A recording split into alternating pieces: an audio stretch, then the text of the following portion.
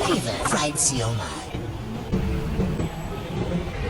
Grabe na yung pila. Eto na nga ang bagong pinipilahan ngayon. Isa na namang masarap na pang estudyante meals na matatagpuan nyo lang dito sa may Adelina Street, Corner, Espanya na nagtitinda ng fried siomai with a twist. At eto na nga yung tinatawag nilang flavored siomai. Ewan ko lang ha, parang ngayon lang ako nakakita ng ganito. Kasi bukod dyan sa fried siomai na yan, meron silang yellow rice na ginagamit. Kaya naman ng mga estudyante talaga namang pupunta at tinatangkilik ang pagkain na Boss, to. ano yung kanin nyo dyan?